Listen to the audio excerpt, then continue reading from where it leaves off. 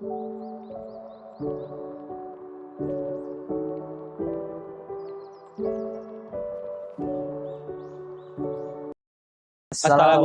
warahmatullahi wabarakatuh. Salam sejahtera bagi kita semua.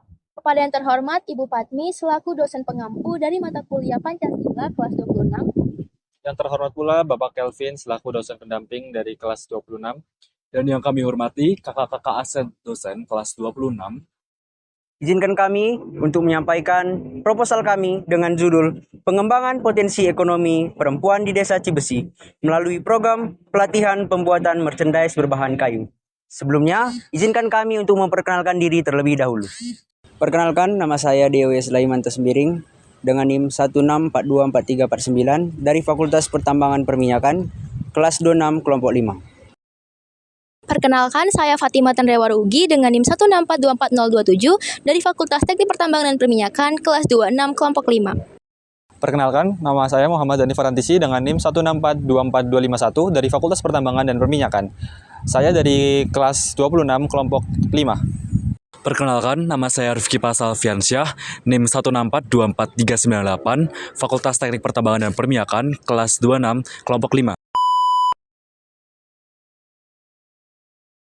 Baik, di sini saya akan menjelaskan latar belakang mengapa kami memilih judul tersebut menjadi topik yang akan kami bawa pada proyek Pancasila pada kesempatan kali ini. Nah, berdasarkan data-data dan fakta yang kami kumpulkan baik melalui lapangan ataupun internet, kami merangkum 2 poin penting yang mendasari alasan kami mengapa kami memilih topik tersebut.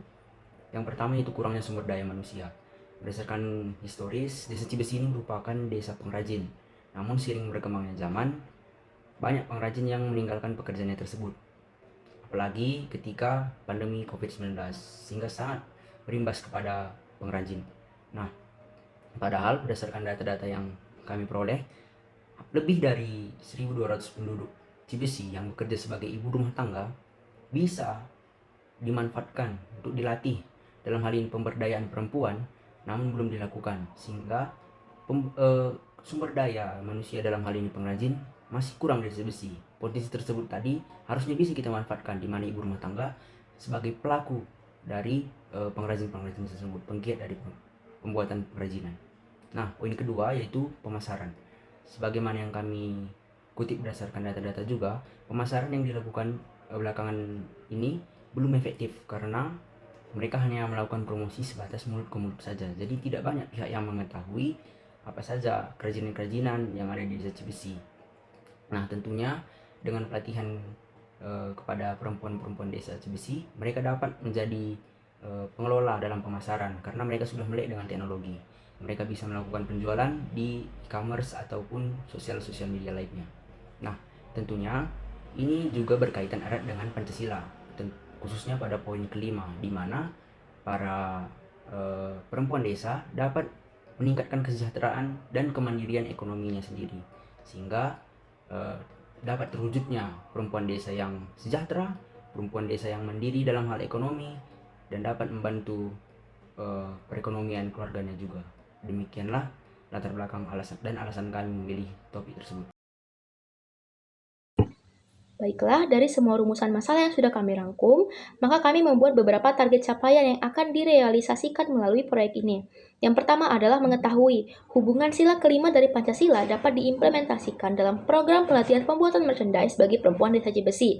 Dengan memberikan pelatihan keterampilan, mereka dapat menghasilkan pendapatan tambahan, yang mana dapat meningkatkan taraf hidup mereka, dan akan meningkatkan kesejahteraan perempuan Desa Cibesi. Tentunya, ini sesuai dengan prinsip kesejahteraan yang dianut oleh sila kelima. Yang kedua adalah mengetahui apakah kegiatan pelatihan ini dapat meningkatkan kemandirian ekonomi bagi perempuan Desa Cibesi dan menjaga eksistensi Desa Cibesi sebagai desa pengrajin. Program ini bertujuan meningkatkan keterampilan ekonomi yang nantinya akan meningkatkan pendapatan mereka, sehingga dapat memberikan kemandirian ekonomi bagi perempuan di Desa Cibesi, karena mereka dapat menjual produk yang dihasilkan. Lalu, dengan adanya program ini, dapat bertujuan menghidupkan kembali potensi kerajinan kayu di Desa Cibesi melalui pemberian keterampilan kepada perempuan desa, sehingga masyarakat desa, terutama perempuan, sadar akan pentingnya mendukung industri lokal dan dapat berkontribusi dalam menjaga eksistensi Desa Cibesi yang terkenal sebagai desa pengrajin.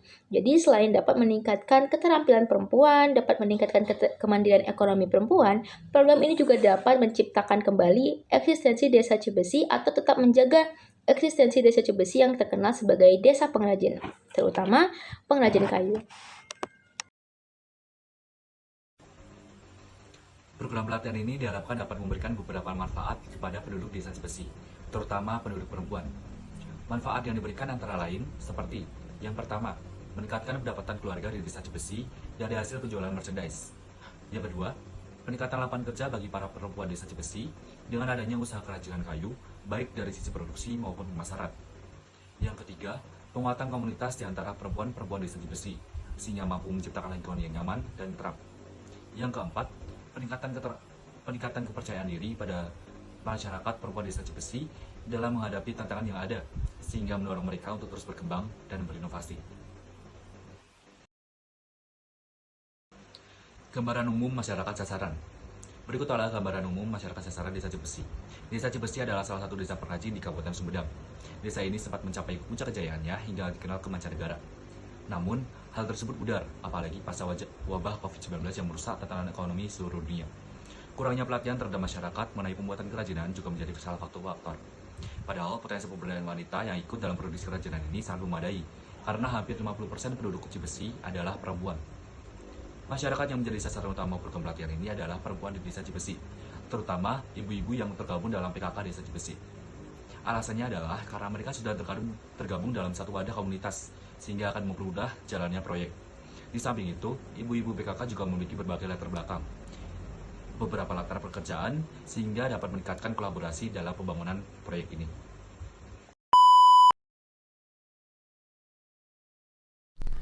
Oke, selanjutnya yaitu bab 2 atau metode kegiatan. Pada program pelatihan wanita di desa Cibesi ini, kelompok kami akan melalui 5 tahapan. Yang pertama yaitu perencanaan kegiatan. Perencanaan kegiatan akan memiliki 2 bagian, yaitu survei dan analisis kebutuhan, dan juga penyusunan kurikulum pelatihan. Pada bagian survei dan analisis kebutuhan, kelompok kami akan melakukan survei awal ke desa Cibesi untuk mengetahui kemampuan dan juga kebutuhan wanita di desa Cibesi.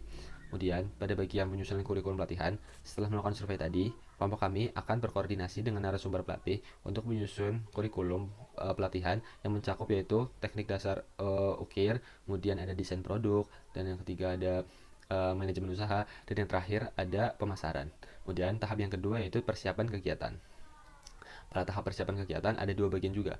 Yang pertama yaitu pengadaan alat dan bahan, dan yang kedua ada rekrutmen peserta. Pada bagian pengadaan alat dan bahan, kami akan menyediakan alat dan bahan yang dibutuhkan pada program pelatihan ini, seperti kayu, alat ukir, cat, dan juga masih banyak yang lainnya.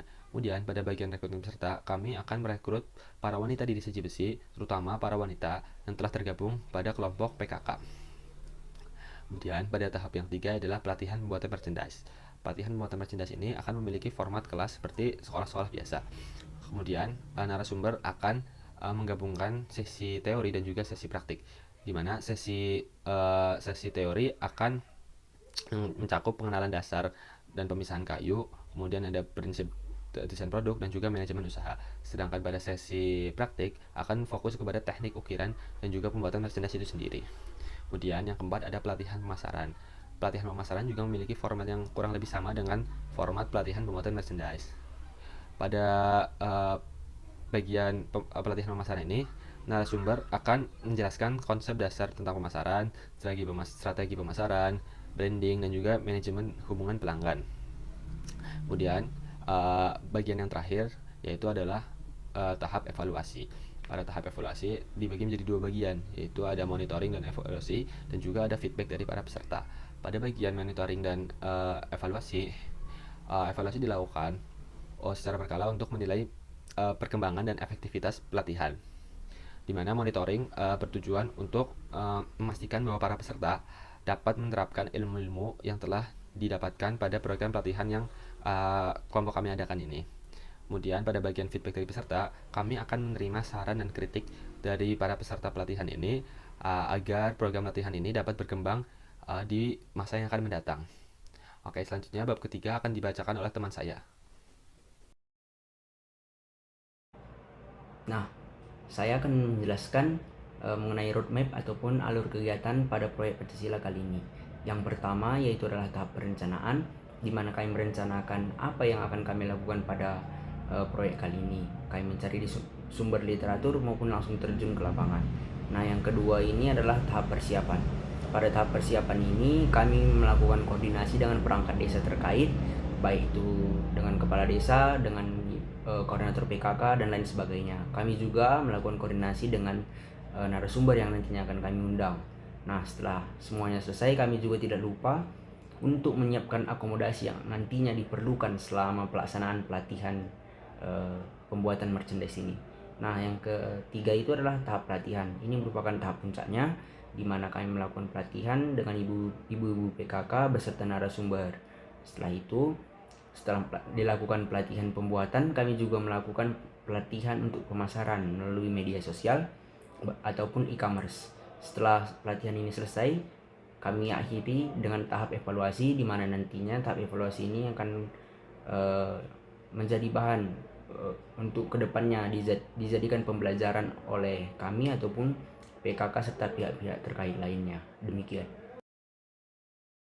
Di sini saya akan menjelaskan jadwal kegiatan yang akan dan yang sudah kami lakukan, di mana yang pertama adalah tahap perencanaan. Persiapan penyusunan laporan sudah kami lakukan pada tanggal 7 dan 8 Agustus. Observasi dan wawancara sudah dilakukan pada tanggal 12 Agustus. Penyusunan laporan sudah dilakukan pada tanggal 13 sampai 14 Agustus. Pembuatan poster dan video sedang dikerjakan. Lalu masuk kedua tahap persiapan, di mana nantinya akan dibagi menjadi 4 bagian, yaitu penyusunan rundown kegiatan pada tanggal 7 September, penyerahan undangan kepada kepala desa dan pengurus PKK itu pada tanggal 12 September, persiapan logistik dan keperluan acara dilakukan pada tanggal 13 September, pelaksanaan technical meeting dengan narasumber dilakukan pada tanggal 14 September. Lalu tahap pelaksanaan ini merupakan puncaknya, dilakukan pada tanggal 15 September. Untuk tahap terakhir yaitu evaluasi, dibagi menjadi dua, yaitu evaluasi kegiatan dan penyusunan laporan akhir yang masing-masing dilakukan pada tanggal 15 sampai 16 September. Selanjutnya saya akan membahas mengenai rencana anggaran biaya. Jadi, anggaran biaya yang diperlukan dalam program pelatihan pembuatan merchandise bagi perempuan di Desa Cibesi adalah Rp7.120.000. Di sini kami membagi menjadi 5 bagian. Yang pertama itu adalah kesekretariatan, yang kedua adalah belanja alat dan bahan, yang ketiga adalah belanja sewa, keempat adalah belanja jasa, dan yang terakhir adalah konsumsi. Untuk kesekretariatan sendiri, kami membutuhkan biaya senilai Rp405.000. Nah, selanjutnya untuk belanja alat dan bahan, dengan total alat dan bahan adalah 9 macam alat dan bahan, itu kami membutuhkan biaya senilai Rp3.180.000. Yang ketiga adalah untuk belanja sewa. Di sini kami akan menyewa satu gedung serbaguna selama 1 hari dengan total biaya Rp300.000. Yang keempat adalah belanja jasa. Kami akan memberikan honor bagi narasumber yang telah memberikan materinya sejumlah 1 orang, yaitu senilai Rp500.000. Nah, yang terakhir adalah konsumsi. Untuk konsumsi ini kami bagi menjadi 4 bagian, yaitu snack pagi peserta, makan siang peserta, snack pagi narasumber, dan makan siang narasumber. Total peserta yang kami undang adalah 90 orang, yaitu ibu-ibu PKK Desa Cibesi, dan total narasumber adalah 1 orang. Jadi, konsumsi kami memerlukan biaya senilai Rp2.735.000. Jadi, dari 5 macam biaya yang diperlukan, total rencana anggaran biaya yang kelompok kami perlukan itu adalah senilai Rp7.120.000. Yang terakhir adalah kesimpulan tentang program kami. Program pelatihan pembuatan merchandise berberdasar kayu untuk perempuan dari Desa Cibesi dirancang untuk memberdayakan potensi ekonomi lokal dan meningkatkan keterampilan perempuan dalam mengolah kayu menjadi produk bernilai ekonomis. Program ini bertujuan untuk menghidupkan kembali industri kerajinan kayu yang sempat mengalami penurunan pasca pandemi COVID-19. Melalui pelatihan ini diharapkan para perempuan dari Desa Cibesi tidak hanya mendapatkan keterampilan baru, tapi juga mampu meningkatkan kemandirian ekonomi serta berkontribusi pada kesejahteraan keluarga dan komunitas. Dengan dukungan dari berbagai pihak, program ini berpotensi menciptakan dampak positif yang berkelanjutan bagi Desa Cibesi. Pelatihan ini tidak hanya meningkatkan keterampilan teknis dalam membuat merchandise, tapi juga membekali peserta dengan pengetahuan tentang manajemen usaha dan pemasaran yang akan membantu mereka dalam memasarkan produk secara lebih efektif. Keberhasilan program ini dapat menjadi model pemberdayaan perempuan yang dapat diterapkan di desa-desa lain dengan potensi yang serupa.